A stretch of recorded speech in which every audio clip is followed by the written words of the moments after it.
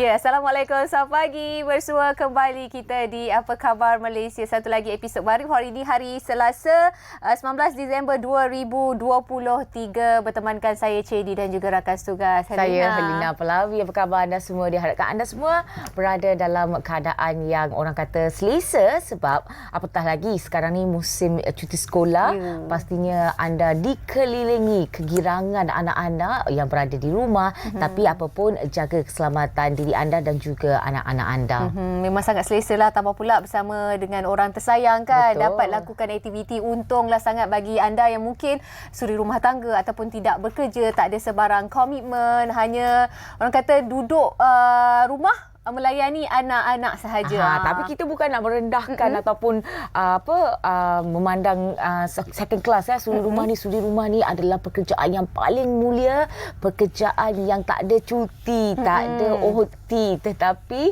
sentiasa bekerja demi memastikan semua dalam institusi kekeluargaan itu berada dalam keadaan yang optimum. Kita salut sangat dan terima kasih banyak-banyak juga kerana pagi-pagi dah on TV untuk menonton kami di Apa Khabar Malaysia. Tentunya selama 1 jam ini banyak pengisian kita padat, dan tapi kita buka dululah portal satu persatu yang ingin kami kongsikan bersama-sama dengan anda. Ini berkaitan dengan satu aktiviti yang dilakukan oleh Yang di-Pertuan Agong Al-Sultan Abdullah Riayatuddin Al-Mustafa Billah Shah pada Isnin berkenan meninjau persiapan terakhir penghantaran ketiga misi bantuan kemanusiaan sumbangan Malaysia ke Palestin menerusi Ops Ihsan di Terminal Kargo Lapangan Terbang Antarabangsa Kuala Lumpur, dan difahamkan Seri Paduka yang diiringi Timbalan Perdana Menteri Datuk Seri Ahmad Zahid Hamidi meluangkan masa kira-kira sejam memeriksa bantuan berkenaan yang dikumpulkan di gudang penyimpanan di terminal, selain turut memeriksa bantuan yang dimasukkan ke dalam pesawat kargo sewaan khas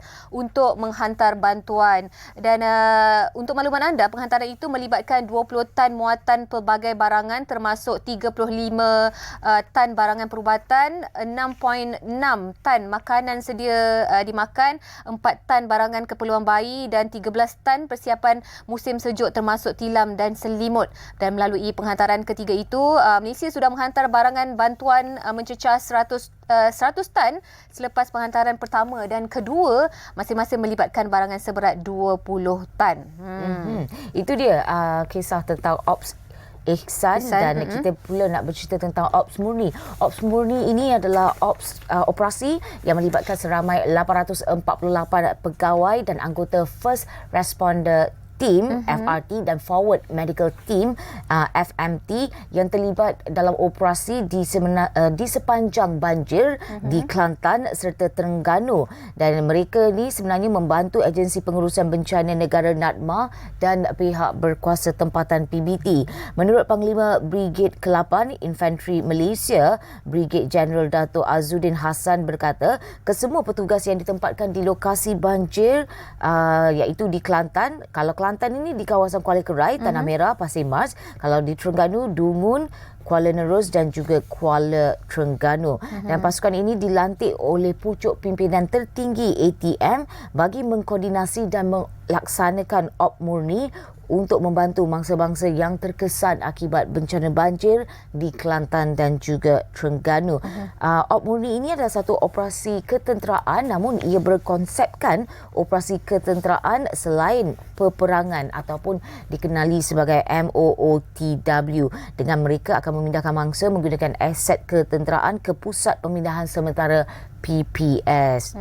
Itu sedikit sebanyak tentang bagaimana kita nak menghadapi musim banjir di dalam Kelantan. kita memberi bantuan kepada negara luar juga, tidak lupa Barisan Hadapan negara kita juga turut tungkus lumus memberi bantuan dan menyalurkan sumbangan kepada mangsa-mangsa yang terkesan akibat bah ataupun banjir yang berlaku ketika ini makin teruk di kawasan negeri Kelantan maupun Terengganu. Kita harapkan segala operasi maupun apa yang sedang digerakkan berjalan dengan lancar. Seterusnya, ini juga menjadi kebimbangan khususnya ialah kepada institusi IPTA juga, di mana Menteri Pendidikan Tinggi Datuk Seri Dr. Zamri Abdul Kadir meminta pihak pengurusan institusi pengajian tinggi IPT merujuk kepada nasihat ataupun arahan yang dikeluarkan Kementerian Kesihatan KKM bagi langkah pencegahan penularan wabak COVID-19, dan difahamkan sebarang nasihat dan juga arahan daripada KKM sepatutnya dijadikan panduan bagi pihak IPT untuk melaksanakan sebarang langkah-langkah yang seterusnya.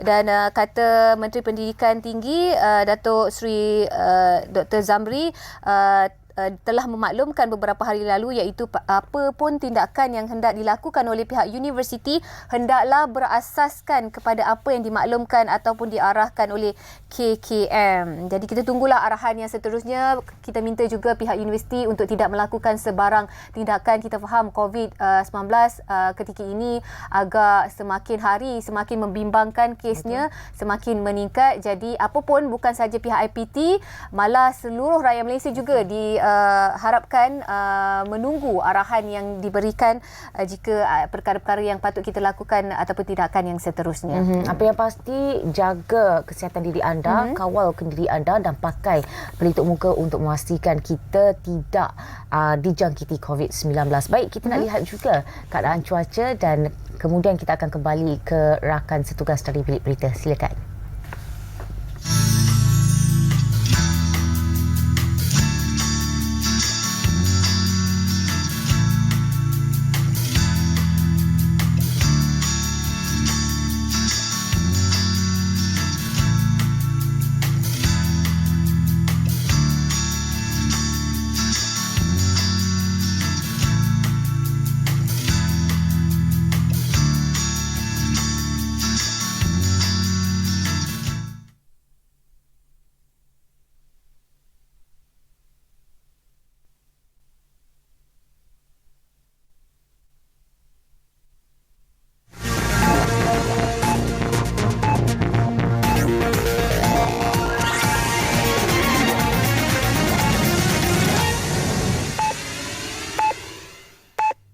Assalamualaikum dan salam hormat dari Bilik Berita. Perdana Menteri Datuk Seri Anwar Ibrahim menzahirkan ucapan takziah kepada keluarga bintang legenda Datuk M. Daud Kilau yang meninggal dunia di Hospital Teluk Intan, Perak petang semalam. Perdana Menteri kini dalam rangka lawatan kerja 5 hari ke Jepun sejak 15 Disember lalu, antara lain bagi menghadiri sidang kemuncak peringatan ASEAN Jepun. Beliau dalam hantaran di Facebook mendoakan Allahyarham diampuni rohnya dan diberi tempat yang terbaik di sisinya, selain berharap Allah SWT kurniakan kesabaran tingkat tinggi kepada keluarganya. Datuk Seri Anwar juga menzahirkan ucapan penghargaan kepada legenda tanah air itu kerana menghiburkan masyarakat di Malaysia dan menjadi antara permata tanah air. Sementara itu, Timbalan Perdana Menteri Datuk Seri Dr. Ahmad Zahid Hamidi dalam hantaran di Facebook menyifatkan pemergian penyanyi legenda itu adalah suatu yang mengejutkan dan tiada galang ganti. Datuk Seri Ahmad Zahid berkata Allahyarham yang merupakan anak jati Bagan Datuk Perak itu mempunyai karya seni yang bukan sahaja menjadi kebanggaan masyarakat di daerah itu tetapi juga di seluruh negara. Terkenal dengan julukan Raja Gelik Malaysia dan pelantun lagu Cik Mek Molek, M. Daud Kilau 85 tahun atau nama sebenarnya Muhammad Daud Kilau disahkan meninggal dunia di Hospital Teluk Intan, Perak kira-kira 4.40 petang semalam oleh cucunya Hasnur Ikram melalui laman sosial Instagram. Rakyat Malaysia di Jepun berpeluang berjumpa dengan Perdana Menteri Datuk Seri Anwar Ibrahim pada majlis minum petang Diaspora Malaysia yang diadakan di Hotel Imperial di Tokyo, Jepun semalam. Seramai 416 tetamu terdiri daripada pelajar dan individu yang bekerja dan menetap di Jepun hadir pada majlis itu.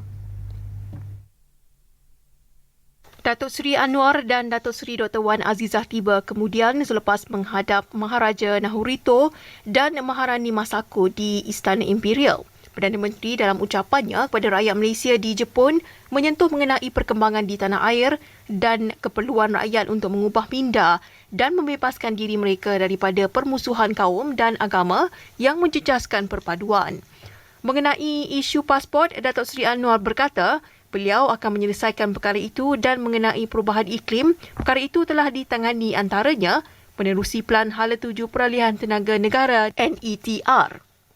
Sementara itu, dalam sidang media pada majlis berkenaan, Perdana Menteri berkata pengalaman beliau dan isteri menghadap Maharaja dan Maharani Jepun merupakan suatu memori yang indah. Beliau berkata pada awalnya sesi menghadap itu dirancang selama 20 minit tetapi dilanjutkan selepas Maharaja menunjukkan minat yang mendalam dalam pelbagai aspek mengenai Malaysia. Sekian dari Bilik Berita dari Sungai hingga ke Senggara, Palestin pasti merdeka. Untuk itu, Assalamualaikum dan salam Malaysia Madani.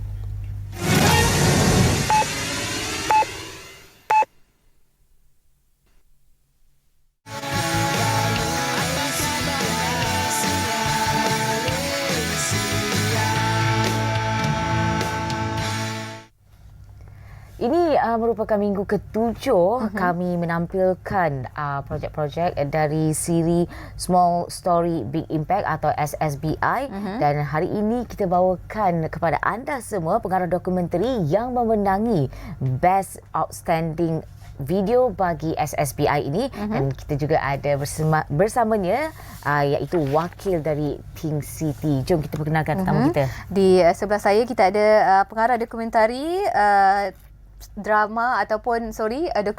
dokumentari pendek Toki iaitu Tengku Nur Sajida Tengku Khairi, dan di hujung sana kita ada Dr. Celia Leong, pengarah pembangunan ekonomi berasaskan budaya Think City. Terima kasih pagi ini kerana sudi meluangkan masa. Kita tak berkesempatan sebenarnya lagi kan tengok dokumentari pendek Toki ni, tapi baca sinopsis dan jalan ceritanya nampak menarik, tapi kita nak lebih mendalami lah mungkin idea datangnya dari mana. Kita mulakan daripada pengarah dulu. Bagaimana munculnya idea untuk bikin dokumentari yang sebegini? Okey, Assalamualaikum. Hai, saya Sajidah dan saya adalah pengarah dokumentari untuk Toki. So, bagaimana saya tercetusnya nak buat idea Toki ni adalah daripada idea saya daripada kecil lagi sebenarnya. Sebab Toki tu adalah Toki saudara saya sendiri. Tapi dia ada cerita dia tersendiri yang saya dah lama perhati daripada saya kecil lagi. Tapi and then cerita Toki ni saya dah simpan selama 5 tahun. Idea cerita Toki ni saya dah simpan selama 5 tahun untuk saya peram betul-betul, saya buat betul-betul, and saya juga dapat tahu kisah Toki saya ni dia ada minat untuk kutip botol. Tapi orang dah anggap dia ni kutip botol dah jadi macam orang gila. So saya macam terfikir kenapa orang nak anggap dia gila sedangkan itu adalah apa benda yang dia suka. Dia hanyalah buat benda yang dia suka. So saya nak ketengahkan mesej dan cerita Toki saya sendiri ni kepada orang ramai. Kenapa dia ni suka kutip botol dan apa inspiration dia untuk kutip botol sebenarnya. So macam mana tercetusnya saya nak buat dokumentari ni adalah saya nak ketengahkan cerita dia sendiri, bukan cerita tentang rumah botol sekalipun. Saya nak ketengahkan cerita Toki saya sendiri kepada orang ramai yang dia hanyalah sedang buat apa yang dia minat sahaja, bukanlah sesuatu yang pelik ataupun sesuatu yang tak biasa orang buat. Dan bagaimana pula kolaborasi Think City pula dalam dokumentari ini? Apa khabar? Terima kasih dan selamat pagi semua. Saya Celia daripada Think City. Think City ialah syarikat anak buah syarikat Khazanah. Itu adalah organisasi impact yang meremajakan bandar untuk jadi mampan, daya uni dan mengutamakan masyarakat. So sebenarnya yang kita menyokong menyediakan dana untuk menyokong projek ni di bawah Geran Pemangkin Ekonomi Budaya yang tu di bawah naungan Kementerian Kewangan. So sebenarnya kita nak menyokong pencerita-pencerita yang muda yang muncul tentang cerita yang tempat kecil.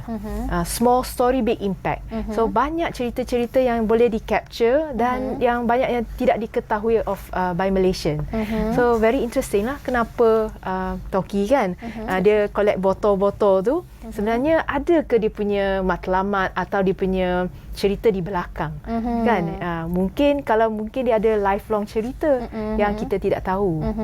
Okey, menyentuh tentang matlamat dan mungkin hala tuju apa yang cuba disampaikan kepada masyarakat sebenarnya menerusi dokumentari Toki ni. Mungkin Sajidah boleh perincikan lagi. Okey. Apa yang saya nak ketengahkan daripada dokumentari ini adalah satu mesej di mana semua orang ada hobi. Dan semua orang sebenarnya hobi semua berbeza. Dan setiap hobi tu jangan memperlekehkan setiap hobi orang dan cuba memahami kenapa orang buat sesuatu hobi itu tanpa sebarang berfikiran yang pelik lah sebenarnya. Walaupun yes, dari dokumentari ini juga saya nak ketengahkan tentang penjagaan alam sekitar, penjagaan kita nak jaga pantai and macam mana Tok Ki tu berusaha untuk membersihkan pantai sebelum ada pengunjung yang terkena sebarang sampah seperti botol kaca yang pecah ataupun sebarang sampah yang melibatkan botol kaca yang boleh memudaratkan kesihatan ataupun pencemaran kepada pengunjung yang datang lah. Tapi itu adalah side kepada apa yang saya nak sampaikan daripada dokumentari ini. Yang utamanya adalah tentang hobi Tok Ki ni sendiri. Which is Tok Ki mempunyai hobi untuk kutip botol dan dia ada hobi untuk berjalan sepanjang pantai tu. Jadi itu adalah cara dia menghidupkan hobi dia. Sama juga dengan kita semua. Kita semua ada hobi kita sendiri untuk kita hidup dalam kehidupan seharian, and itu adalah cara untuk kita cope ourselves untuk kita terus hidup lah basically. So saya nak ketengahkan tentang hobi itulah sebenarnya. Baik, Dr. Celia, kalau kita lihat apa yang ditampilkan melalui micro dokumentari Tok Ki itu lebih kepada menjaga alam sekitar, kebersihan, kemampanan dan sebagainya. Adakah itu sebenarnya sebab utama Think City berkolaborasi dengan Tok Ki ataupun ada lagi faktor-faktor lain yang menyebabkan kolaborasi ini berlaku? Kolaborasi Think City sebenarnya dengan Happy Campus dan Tok Ki adalah salah satu finalis dalam dokumentari, and kita telah menyokong 7 finalis, 7 story cerita kecil di tempat kecil. So macam kat Lenggong, kat Terengganu, kat Kelantan, memang ada adat-adat budaya dan cerita-cerita komuniti yang menampilkan Malaysia. So yang tu banyak yang tidak diketahui bagi orang tempatan dan orang asing juga. So small story big impact, maknanya dia punya value bukan saja alam semajadi, cara hidup, kita punya values, kenapa Malaysians who we are. So yang tu yang unik, yang yang sering yang ingin ditahu. So this is actually very valuable for our country. So this is coming from ground level lah. Bukan macam dari atas, macam tinggi ke apa ke, but is memang menampilkan kita punya value as Malaysian. Yang banyak yang tak tahu. Dan di antara 7 dokumentari yang dipilih ataupun menerima geran daripada Walkabout Asia ni, antara kerjasama Walkabout Asia dengan Think City ni, apa yang menarik minat yang menjadi orang kata satu orang kata tarikan untuk mengangkat Tok Ki ni sebagai best outstanding video bagi SSBI ni? Yang tu macam okey. Mungkin saya pun boleh jawab soalan ni sebab saya dah melakukan dokumentari ini, dah interview. Saya rasa saya dah buat Kuala Sepetang, Papan, Labi, Tok Ki. So saya dah buat 4. So saya dah tengoklah ni. Mula-mula saya terfikir juga kenapa Tok Ki yang menang. Saya fikir-fikir balik, saya dah tahu dah. Ini pandangan saya. Tok Ki ni menang sebab selain mengangkat hobi Tok Ki itu sendiri, kutip botol, karakter Tok Ki, dia cerita juga tentang sisi lain, kelestarian alam, kebersihan, aktiviti semua. Saya rasa itu antara faktor kenapa Tok Ki dapat best outstanding video. Tapi itu pandangan saya. Dr. Celia pula macam mana? Actually, yang most important is ciri utama is actually cerita yang tulen, liputan yang tulen. Authentic inside story yang ada kaitan dan connection dengan semua benda. So from the small story of kutipan botol and then the pantai dan dia punya way of life, connect to the community and the macam kelestarian of the pantai semua tu, dan dia juga make his house ke exhibition center kan untuk community. Yang semua botol-botol yang dia collect tu in that place and dia connect dengan community tu. So it's not just a one person story terpencil isolated from everybody. Connection dia besar. So from a simple story, there's a big message. Ketengahkan message yang lebih besar lagi. So yang tu pun bukan senang lah. Yang tu is a skill. Itu dia sisi lain lah penilaian daripada pihak dia boleh ketengahkan tu. So I think that one is a documentary skill of a storytelling. So, itu bakat yang Sajidah ada lah. Okey, adakah bakat ini diperoleh semasa buat dokumentari Toki ini ataupun dah memang ada pengalaman-pengalaman lalu? Sebenarnya sebelum ni saya sendiri daripada bidang filem dan televisyen. So saya boleh dikatakan saya membesar dalam bidang ini. Dan saya dah dalam bidang ni dalam 4 tahun. So ini merupakan dokumentari pertama saya, dokumentari pendek pertama saya yang saya direct sendiri. Tapi sebelum ni pun saya ada pernah mengarah beberapa filem pendek. Tapi berdasarkan pengalaman saya membuat dan menerbit dan mengarah dokumentari pendek merupakan bidang yang berbeza, pengalaman yang berbeza daripada sebelum ini. Jadi berdasarkan pengalaman sebelum ni pun saya hanya mengapplykan balik apa yang saya belajar selama ini dengan mengetengahkan lagi lah cerita dokumentari instead of cerita filem pendek. Okey, saya tertariklah nak tahu apa perasaan Datuknya dapat pula best outstanding video setelah didokumentarikan dan adakah masih lagi aktiviti mengutip botol tu dijalankan setiap hari? Tapi sekejap lagi kita tanyalah. Betul. Kita nak berhenti rehat seketika. Kembali selepas ini.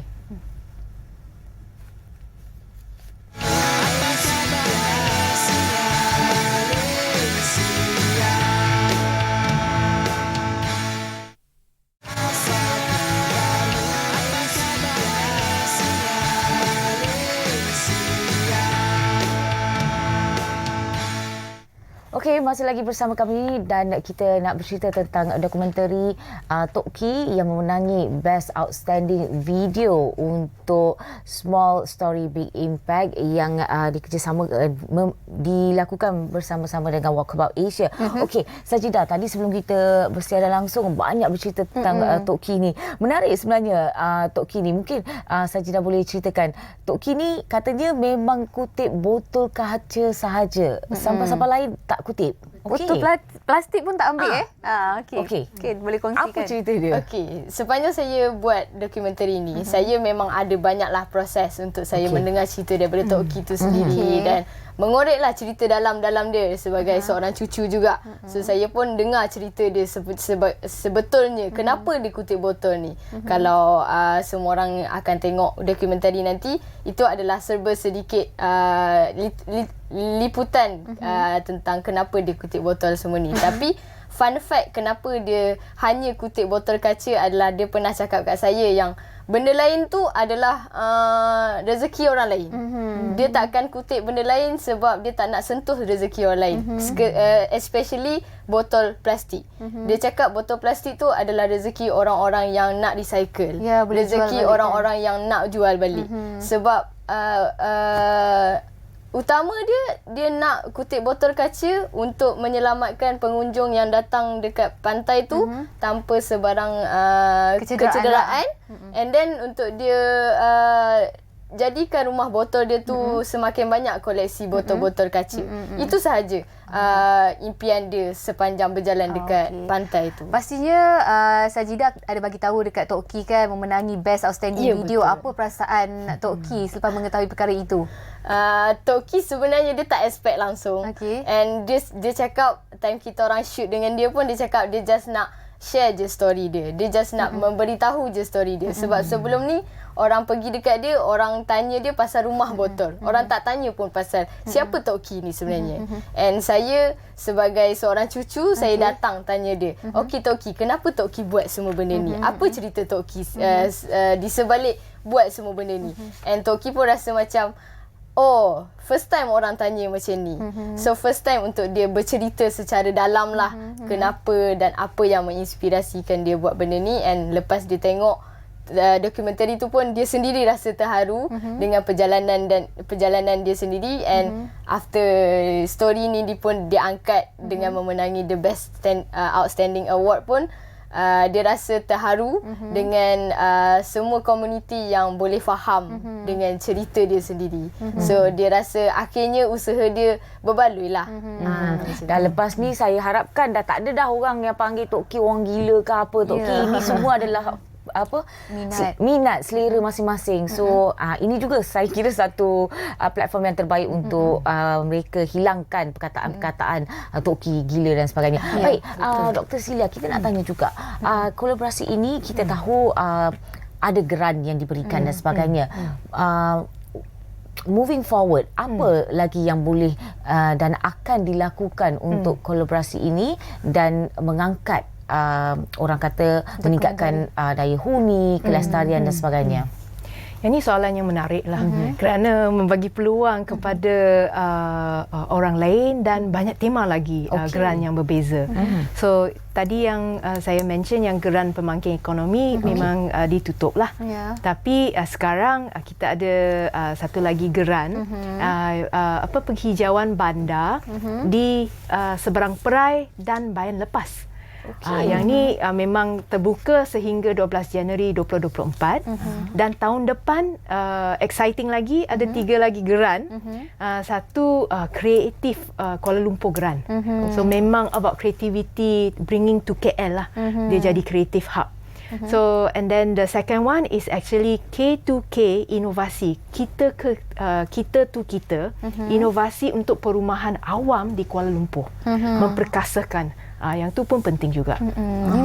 Yang ketiga ialah apa?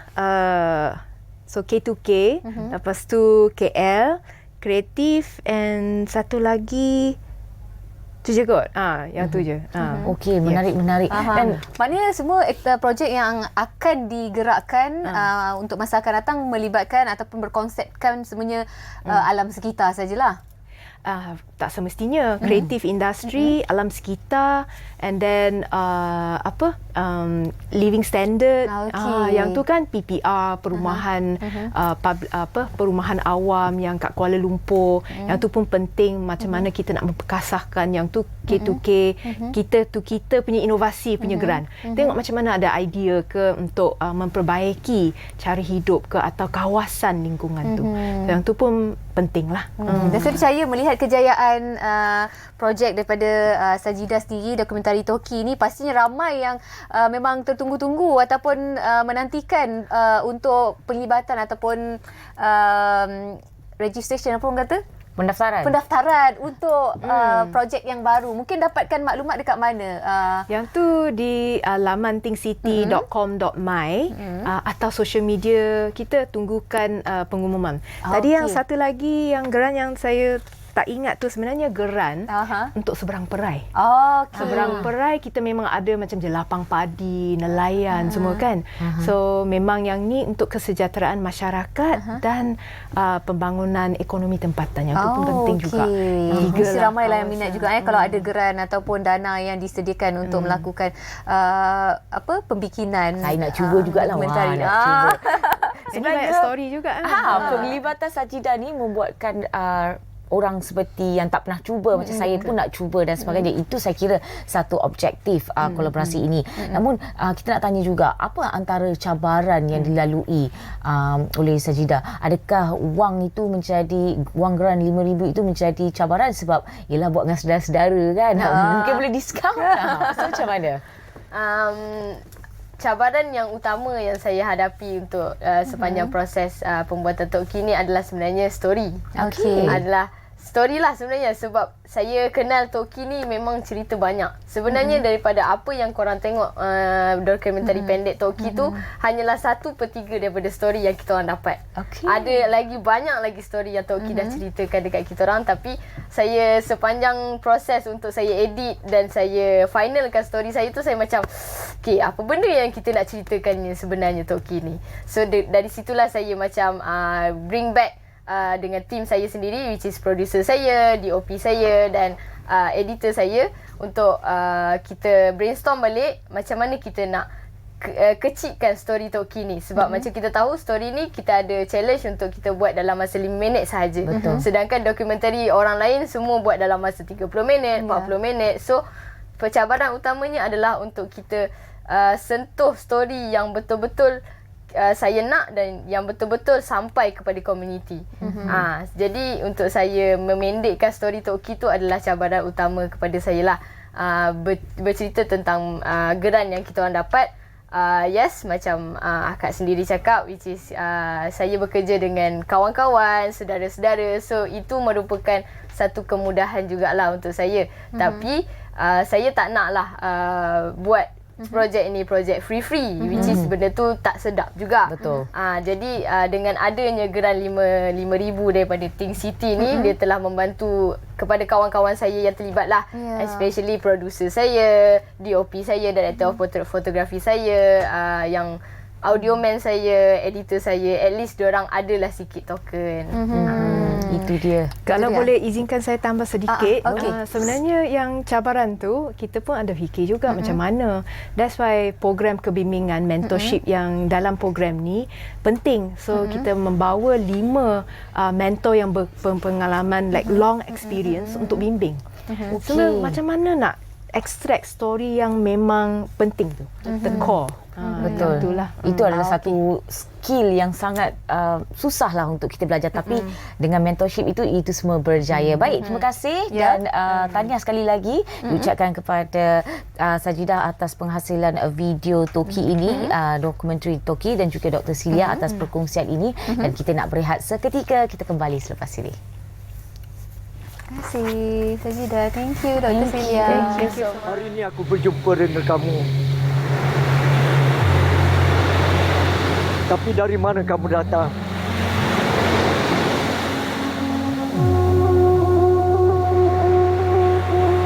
Ya, kamu ada pengenalan di bawah ini atau di bira ini. Jadi dengan melihat nombor-nombor atau kod ini, kita boleh tahu di mana kamu datang.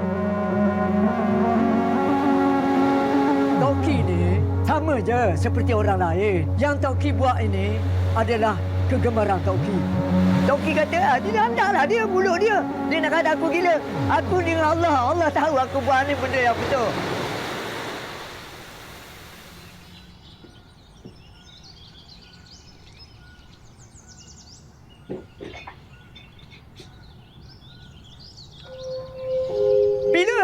Bila ada botol dah banyak dekat rumah, beribu dah. Jadi, selalunya dia orang cakap, apalah rumah kita ni, asyik dengan botol aja, dengan kolel, asyik risau, serabut lah tengok kan. Ni Budi. Teruna Kak Ju Putra. Zaman bila ni? Ini 35 tahun. Uish, ingat lagi Memanglah ni masa uniform Marang Resort Safari. Saya kalau duduk kat rumah, lama-lama saya tak ada benda, jadi moyok-moyok. Jadi bila saya ada benda ni, saya boleh buat kerja. Keluarga saya ni, bukan tak risau, dia berdoa lah. Tapi dia tahu, itulah perangai saya. Kalau saya pergi, selagi saya tak puas, saya tidak akan balik. Tapi oleh kerana kita dah asuh dari mula, jadi dia tidak ada masalah. Ini ayah Toki, dia meninggal 111. Muka dia pun macam Toki lah. Makan. Duduk mana di sini kau? Dia. Kami pindah sini tahun 53. Semua mai pindah ni. Rumah Toki ni 300 orang usung. Kau cerita kat orang dah percaya. Kita percaya. Dah. Pernah tengok.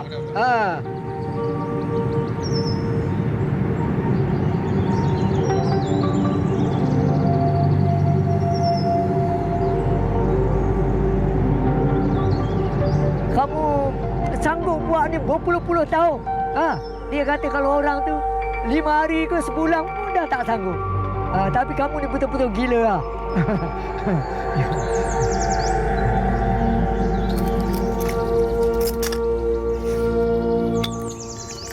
Selagi aku tidak mati, aku tidak berhenti. Pernah Toki tanya anak Toki lah. Kata, kalau aku mati, botol ni ke mana pergi? Ni, Pak nampak dah tu? Tong sampah. Dia tunjuk tong sampah sebelah dekat surau. Tu. Jadi sebab tu Toki, tekan diri Toki, bermulalah dari anak-anak cucu saya. Sebab dia ni akan membesar. Dan dia ni akan membawa masa dia.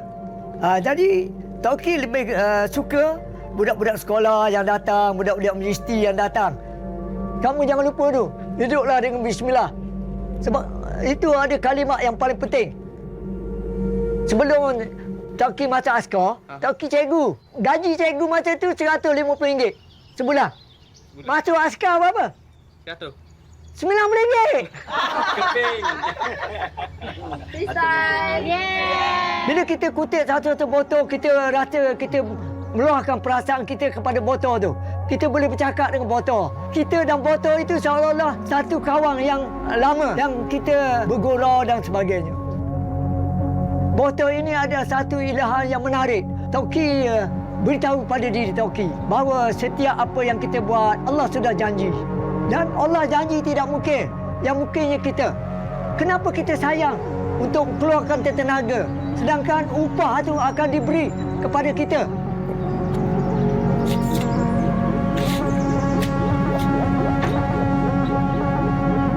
Dalam hidup ni, kita tidak boleh lari dari tumpahan orang. Kerana kita ni manusia biasa.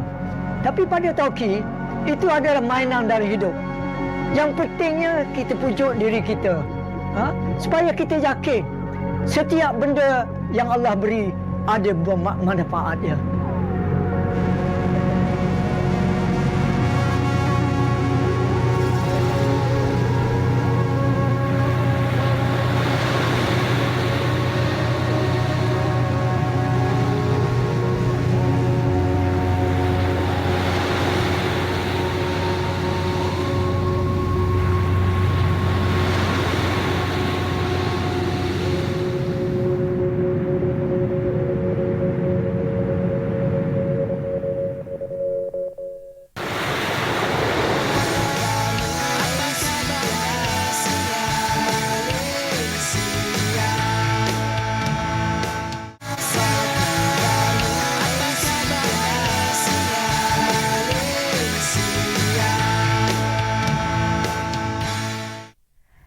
Ya, bersua kembali di Apa Khabar Malaysia.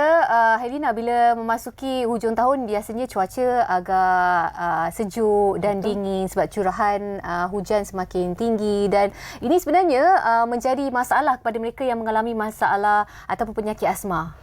Sebab sampai sekarang kita tak tahu apa punca kepada penyakit itu, tapi ada beberapa faktor yang mencetus kepada terjadinya penyakit asma ni. Okey, dan dengan itu kita nak belajar memahami apa itu penyakit asma. Dan bila kita dah tahu, mungkin kita tahu untuk mengelakkan penyakit ini, mencegah daripada sakit ini, ataupun ambil langkah-langkah berjaga-jaga. Okey, dan untuk itu kita bersama dengan tetamu kita di studio, Dr. Liana Nadia binti Kamaruzaman, Dr. Residen Klinik Syifa 24 jam, Cawangan Danau Kota. Terima kasih Dr. Liana atas kesudian bersama-sama dengan kami. Okey, pertama sekali kita nak tahu asma ini, apa sebenarnya penyakit asma ini, ataupun asma ni dengan lelah ni sama ke? Macam mana? Okey, Assalamualaikum. Saya Dr. Liana daripada Klinik Syifa Danau Kota 24 jam. Okey, so untuk introduction saya nak bagi tahulah apa itu asma. Asma ni adalah chronic illness. Maksudnya penyakit kronik di mana keradangan airway, saluran pernafasan kita radang, dan ia akan menyebabkan hyperresponsif untuk masa kita bernafas lah. So apa yang terjadi lepas ada keradangan tu kan, so it can cause narrowing, maksudnya saluran nafas tu become kecil lah, narrow, edematous, bengkak, dan dia akan ada banyak secretion, congested lah kat dalam tu, dalam saluran nafas. So ia akan menyebabkan sempit dan tu oleh nafas. Betul lah. Apa punca dan faktor yang menyebabkan penyakit asma ataupun triggernya asma ni terjadi? Okey, Actually kita boleh bahagikanlah asma ni dia punya punca etiologi pada 3 lah. Nombor 1 is the genetically. Lepas tu multifactorial macam environmental and then benda endogenous lah. Okay, nombor yang genetik tu memang kita tak boleh ubah, non-modifiable. Dah family memang asma kan. So macam mana nak ubah, tak boleh. So memang kita ada family history of asma. Dan yang nombor 2 yang boleh kita ubah is environmental. So environmental ni macam pollution, macam intrinsic punya allergens, extrinsic allergens, and then smoking, stress, obesity, that's semua tu kita boleh ubahlah benda yang modifiable untuk punca-punca asma. Kita boleh cegah lah. Cegah. Modifiable benda boleh cegah. Kalau awak smoke, then you stop smoking. Kan? Okey, doktor, kita nak memahami juga perbezaan asma ini di peringkat usia. Adakah asma ketika bayi, ketika kanak-kanak, ketika remaja, ketika berusia lanjut ini berbeza ataupun ada persamaannya? Okey, asma ni actually memang semua daripada kanak-kanak sampai orang dewasa is a chronic inflammation. Okey. Ada beza di mana asma dengan COPD. Tu reversible. Asma ni reversible. Maksudnya salur nafas tu bila kita bagi ubat dia tu, biasa kita bagi bronchodilator lah, buka salur nafas, dia boleh reverse balik, boleh buka balik. Tapi kalau yang untuk orang macam orang yang dah berumur kan, dia daripada asma dia boleh develop kepada irreversible, macam dia dah tak boleh buka balik. Yang tu beza untuk yang kata asma yang masa dah umur sebab smoking lah. Semua tu beza kat sana lah. Maknanya seawal usia berapa mudah untuk terkena asma? Adakah memang seawal usia kecil lagi, bayi lagi, ataupun dah besar pun boleh sebenarnya, kita orang dewasa pun boleh terkena asma? Okey, macam saya cakap tadi, kita back to the punca lah. Punca dia kan boleh jadi environmental lah semua kan. So orang dewasa yang terlalu expose kepada contoh passive smoker ke, chronic irritation, iritasi, inflammation, keradangan. So dia boleh develop kepada asma. Tapi kalau yang family is memang dari kecil, dari baby memang boleh dapat keradangan. Dah senang dapat. Doktor, kalau kita dah ada daripada kecil, adakah kita punya tendensi untuk ada asma ini sampai ke tua, ataupun kita ada cara untuk stopkan asma ini? Betul tu, memang dari kecil sampai tua memang akan ada asma. You cannot throw your genetic away. Kan? So memang akan bawa sampai ke tua lah. Cumanya attack. Attack. How frequent is the attack? How you control your asthma? So kat sini daripada modifiable factor tu, bila kita control, so asthma control become better lah, maksudnya tak perlukan pump, and then you no need to you boleh jalankan daily activity, boleh pergi exercise, boleh buat aktiviti sukan, no limitation. Itu kita punya target. Sebab tu kita nak manage asma ni supaya kita tak nak dia ada limitation untuk melakukan aktiviti tu.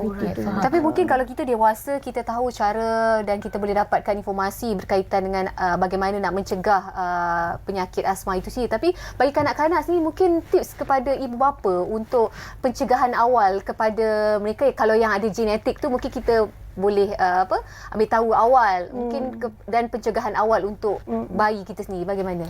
Okey, parent lah memainkan peranan penting. So macam dia dah tahu baby dia sendiri ada asma. So anak dia tendensi untuk dapat asma tu tinggi. So bila dah ada tanda-tanda, contoh nampak baby nafas laju, dah nafas lekuk, nasal flaring, dekat dada dah lekuk-lekuk, tu pun mak dah kena cepat-cepat bawa anak pergi ke klinik. Seek for medical treatment tu cepat. Jangan dilengah-lengahkan, boleh sampai biru anak tu. Macam itulah. Okey, doktor, dalam kita nak memahami asma itu, selain daripada pernafasan yang laju dan sebagainya, apa orang kata simptoms yang berkaitan? Mungkin sesama dulu baru dapat masalah pernafasan ini, ataupun bagaimana sebenarnya? Okey, dekat situ kita namakan dia exacerbating factor. So untuk orang asma kita selalu bagi diagnosis acute exacerbating bronchial asthma, secondary tu UTI ke apa ke. Maksudnya infection tu sendiri yang menerukkan keadaan dia, menambahkan lagi keadaan dia menjadi lebih teruk dan chronic inflammation berlaku. Lagi boleh jadi inflame lah, keradangan. So dah ada infection biasanya viral ataupun bakteria. So depends masa kita jumpa doktor kata bagi antibiotik ke, kalau macam COVID ke kan. Macam influenza itu infection virus semua kan. Itu yang exacerbatekan the condition. Saya ada terbaca satu artikel kan, cuaca yang sejuk ataupun dingin ni menjadi musuh kepada penyakit ataupun mereka yang mengalami asma ni. Kenapa doktor? Okay, actually asma ni triggering factor dia nak kata terlalu sejuk, terlalu panas. Ada orang macam tu.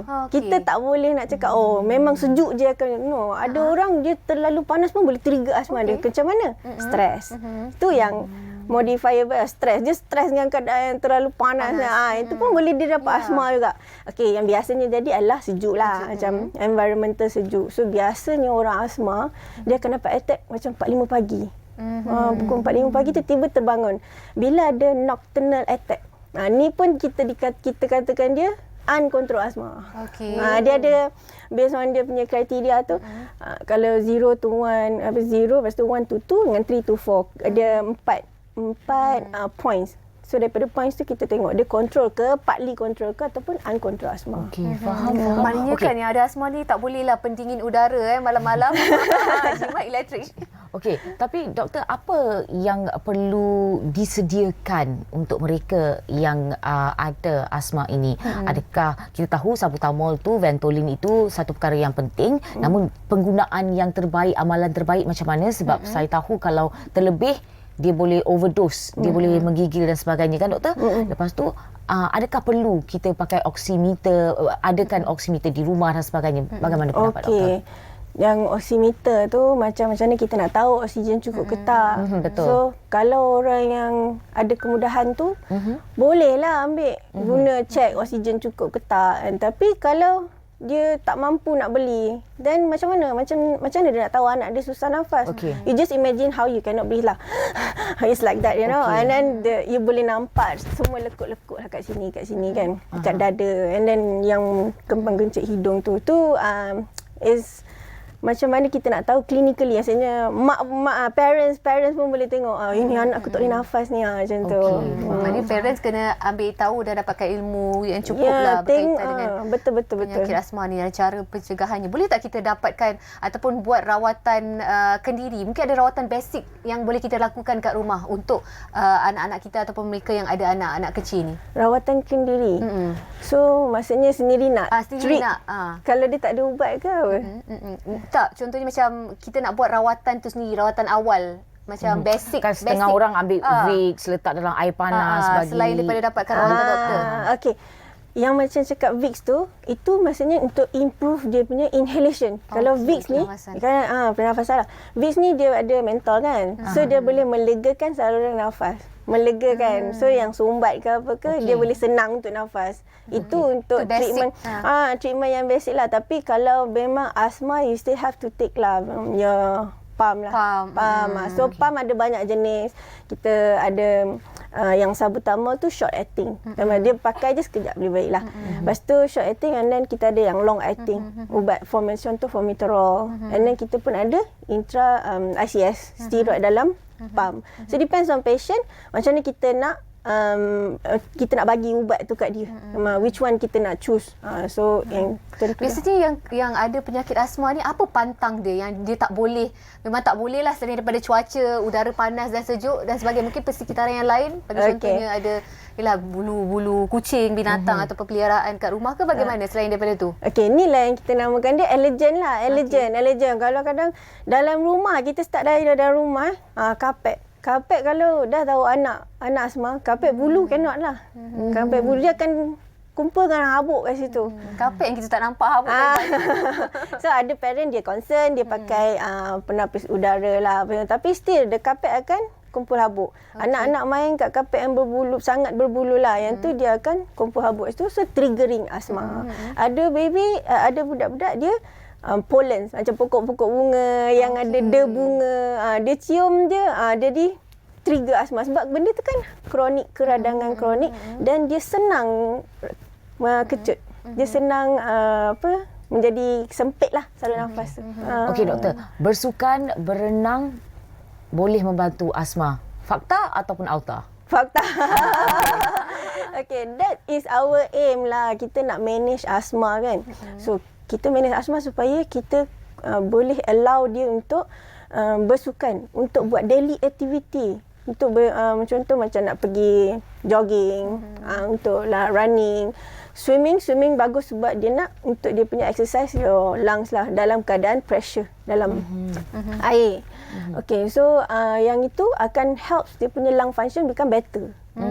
Sebab tu kita tak nak dia dapat attack. Kalau dapat attack dia tak boleh nak bernafas dengan baik kan. Bila tak boleh nafas dengan baik dia tak boleh nak, dia akan sekat diri dia bersukan lah apa semua. So kita punya target nak bagi dia.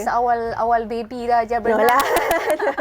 Boleh juga awal baby. Itu lagi sebenarnya dia boleh boleh daripada baby sebab kita nak biasakan dia dalam keadaan yang dalam air pressurized dia boleh bernafas dengan tenang. Tapi adalah teknik dia kan. Ya betul kena.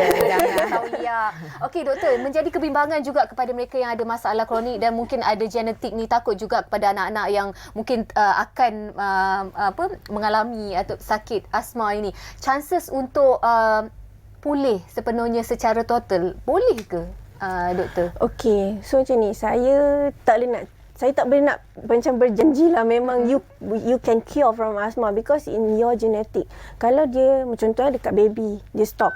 Dia lepas baby dah zaman toddler and then youth dia kena and then masa dah besar sikit dalam 20-30 tu dia stop, dia tak kena asma. Kemungkinan boleh dapat balik asma at old age. The environmental factor or the air pollution. Sekarang hari tu ada haze kan? Haze pun boleh triggering factor. Tu dekat situ triggering factor untuk asthma attack. Tapi biasanya kalau mereka yang dah biasa mengalami, pandai mengawalnya, mungkin ada peluang lah untuk berkurangkan dan pulih sebenarnya. Betul. So ada yang macam yang sukan kan? Sukan. So macam mana kita ada juga advice supaya sebelum dia bersukan tu, macam dia contoh nak pergi zumba ke, sebelum event tu ambil asma pump dulu.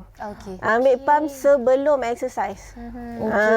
Itu mungkin satu cara juga boleh untuk kita cegah, mitigasi lah asma kita. Baik, dan persediaan juga untuk kita dapatkan sedikit ilmu hari ini, satu ilmu yang baru. Kita rasa macam bimbang juga kan sebenarnya. Baik, terima kasih Dr. Liana Nadia daripada Klinik Syifa 24 Jam Cawangan Danau Kota atas perkongsian tentang asma di kala cuaca semasa. Baik, itu antara yang dapat kami kongsikan untuk edisi Apa Khabar Malaysia hari ini. Saya Halina Palavi. Dan sampai masanya untuk kita undurkan diri. InsyaAllah kita jumpa di lain kesempatan. Jaga diri, jaga makan, jaga pakai, jaga kesihatan anda. Assalamualaikum. Bye-bye. Senyum segar